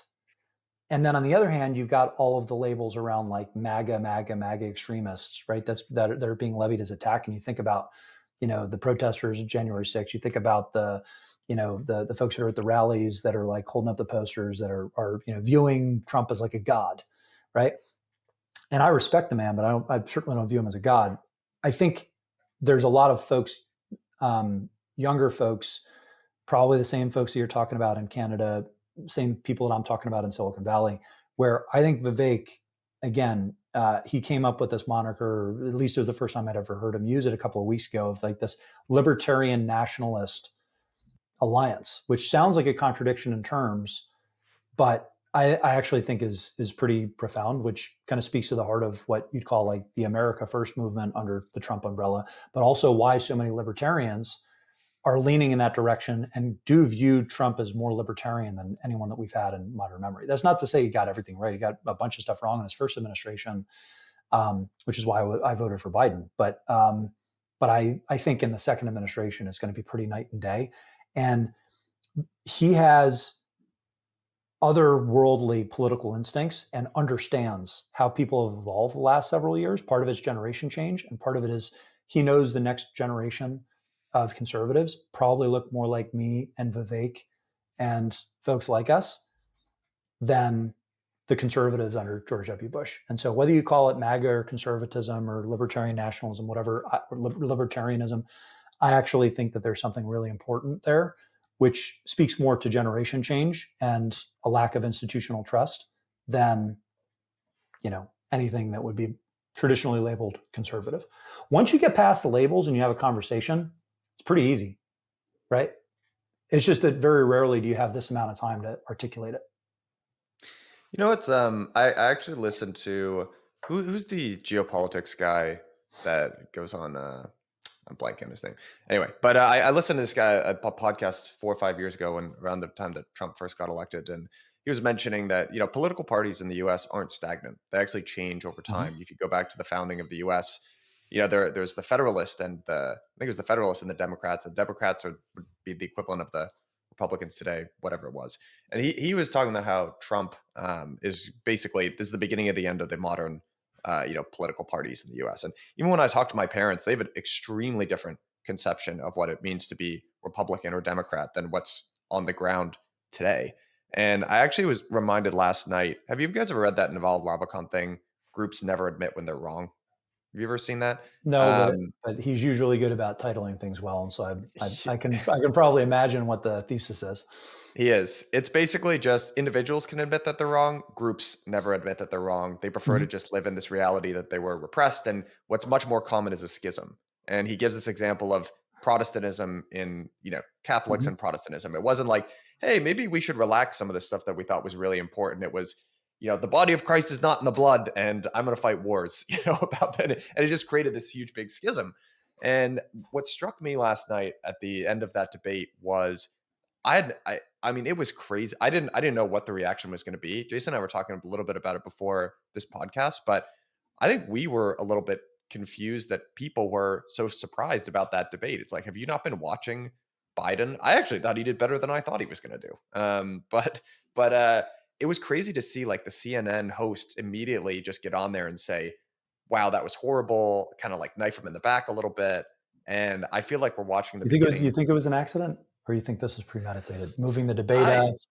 All right. So I don't know. I always frankly it doesn't matter. Like I think it doesn't even matter. Get too like spun up about that sort of thing. But I think the most likely scenario is that they wanted this debate early to be able to make the decision. They didn't know exactly what was going to happen, but they said, you know what, we're going to basically do this debate on these terms. And if he shines, great, we're good. And then we don't have another debate until September. If he doesn't clear a very low bar, which he didn't, then we're going to have to make a change.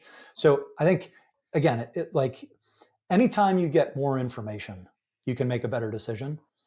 And so that's why, any action you can take that's forward progress instead of just sitting on your hands is better. And that's why, I've been going on offense because it rattles people when they're, on their back heel. And then that's when people make mistakes. And that's when you can, basically control the momentum, just like a sport, right? Fast pace, fast tempo is usually going to, kind of win you the game. I think the same is true in politics. But I want to talk about just one thing you mentioned in terms of like schisms and like evolving parties. I think this is a really important point, and it's 100% true. I also think it manifests itself in a way that's not obvious at first blush, because people look at RFK Jr. and they're like, well, why don't we just finally try to make this the year of the third party candidate? And I think that's the wrong way to look at it, because a much better and healthier and stronger way to evolve over time is to have this kind of ping pong ball going back and forth over the net, where whoever has the stronger coalition and is like more, in tune with the pulse of the country at the moment, or the voters, state or local, wherever it is at the moment, they will ultimately win in a 2-horse race. A third horse fucks it all up, right? Because it just creates like chaos, like 3-body problem, right? Like, it's just there's too much chaos that ensues. So it's actually better to have these schisms and these slow evolutions of the political parties, whether they're called something different or whatever. But I actually have come around to the sense that like the 2-party system actually does work. But what really works is when you peel off massive chunks of the voter base for one party to the other. And I think that's what's going to happen this year. So like Nixon did it, 49 states, Reagan did it, 49 states. I think Trump is going to, I think he's going to absolutely crush. I think he's going to win 49 states, but, and I'll give you one reason why. And this is my next move. I think he'll win 49 states. Okay. So I have one maneuver for you guys, and I'm going to make it my mission the next 30 days to use any accumulated political influence that I have to make this happen. And I want you to maneuver in chess form, Selkis. What's our chess analogy here? Okay, so let me just, instead of, this is what I'm actually going to try to push for as best I can, and I'm basically like the retarded Jason Bourne at this point of politics. But so I'm not giving myself too much credit, but if at all this, what I think is a very good idea, could come to fruition, then it would be a really good thing for the country, and I think it would lead to 49 states. Let me know if you agree. RFK Jr. drops out of the race, endorses Trump, and becomes his Health and Human Services Secretary, which would give him oversight of the CDC, FDA, massive chunk of the federal budget that's a problem in terms of how we're spending money, and has historically been his sweet spot in terms of where he's taken on the administrative state and won. So here's my personal problem to give. Well, first of all, if that happened, do you agree that would be a game changer in terms of the numbers and the popular votes right now? I think that it would have a huge impact on the popular vote. Yeah. My actual issue, like, you are very clear-sighted in being on the libertarian side of things. I have this problem where I hold 2 different ideas in my head at the same time. I can see the facts that you see. I see that the government comes in and messes stuff up and allocates capital inefficiently and makes poor decisions. But I also see that there's a problem with just letting things totally ride in the free market. And I actually just don't know how to reconcile these 2 things that I'm holding in my head. I don't think it's to destroy government. I think it's to give it the Elon treatment. It needs to be radically restructured and trimmed down by 80%, which is what, even Vivek has said that. Like, Vivek is, he again, like, I've gotten to know him a little bit personally, and I like him. And I just happen to think that we see the world in much the same way. I'm not like, kissing his ass or acting like a super fan. I happen to share close to spot on, political beliefs and frameworks to him, not 100%, but close. And even he has said we shouldn't eliminate the federal government. Like, we shouldn't eliminate, every one of these federal agencies, but we can restructure most, if not all of them. And working out pretty freaking well in Argentina right now, I might add. Yeah, I was going to say Malay's doing pretty well. All right, here's I guess if I had to, so here are the things that I like about this, which is it does feel like there's a lot of things that are broken, and a lot of each thing. It almost doesn't feel like is a world-ending issue, but there are lots of here was actually something I didn't love that Vivek said, which was he would abolish the DOE. And like, I have a girlfriend who's a teacher. Like, I actually, and but pre-crypto, all this stuff, you'd asked me if I was a single issue voter, I would have said education. I think that's so important for people. Like, that's the key to unlock. That's just a family value that's been driven into me. Okay. But, well, let me take that directly on. What if the funding that goes to the Department of Education was funneled back into the states and actually went into teachers' pockets so that they have So, school supplies. so that's, I actually have been thinking that person, because I've seen how like messed up it is. You know what? I've gone on this tirade to a bunch, Basically, the philosophical divide is between, and the way to reconcile the way that I think you already think about things, the philosophical divide is between people that believe that certain things should happen and people that believe the government will never be the solution to ensure that those things happen.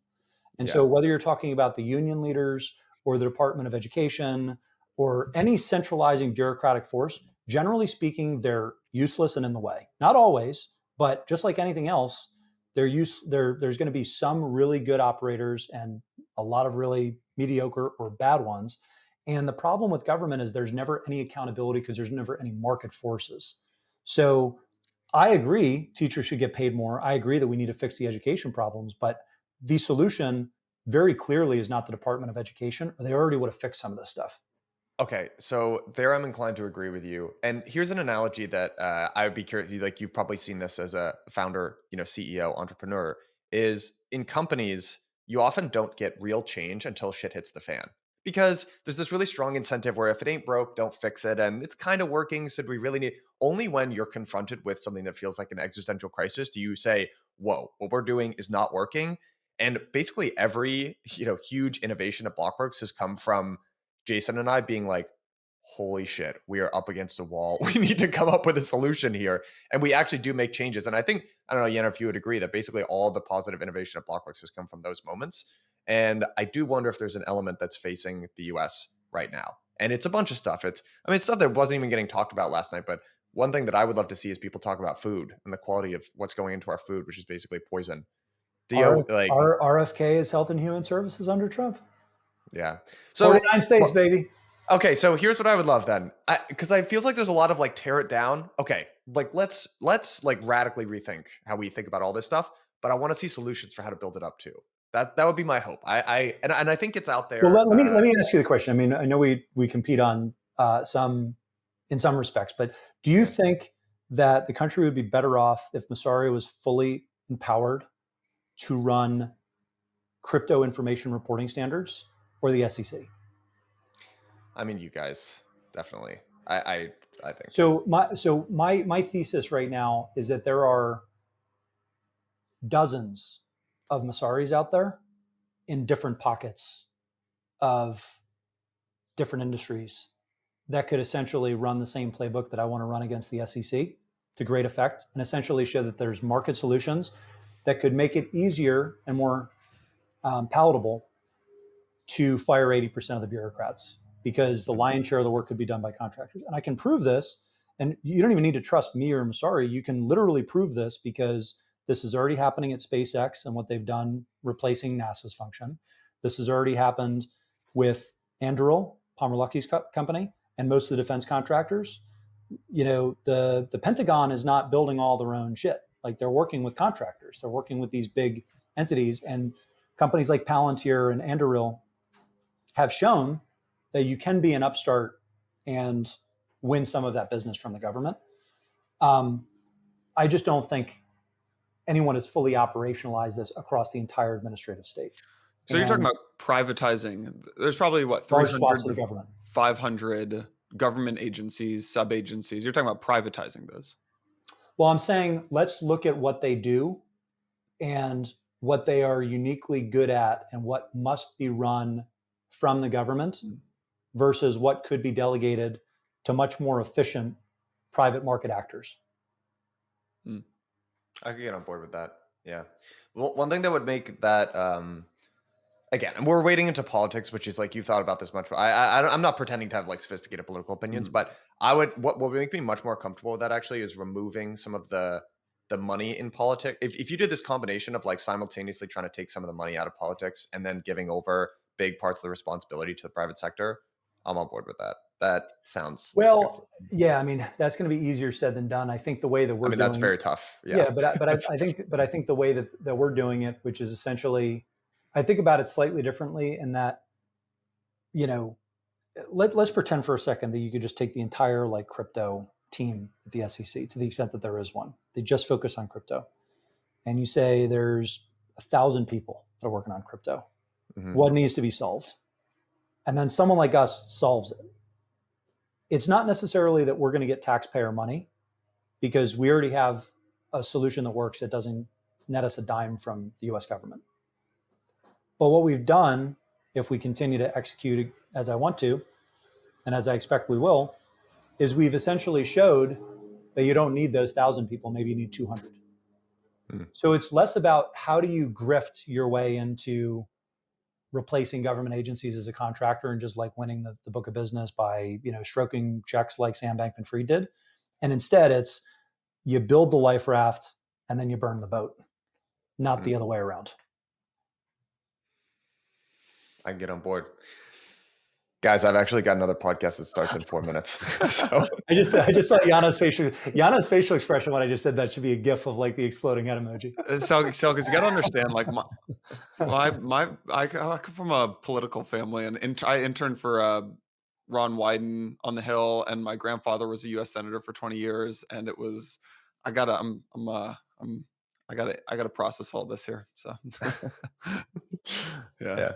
Selkis, man, this has been great. I appreciate you coming on. You're much more level-headed on a 2-hour podcast than a 280-character tweet. So I appreciate you sharing your thoughts, man. They're all by design. By design. So, but thank you. I like and respect you guys. I thought for a very fleeting moment that I wanted to really come for a headshot, but I respect what you guys have built. All credit to the Blockworks team. Keep up the good work, and thank you for doing a little extra time. Feeling is mutual, man. A lot of respect. All right, dude. Happy 4th.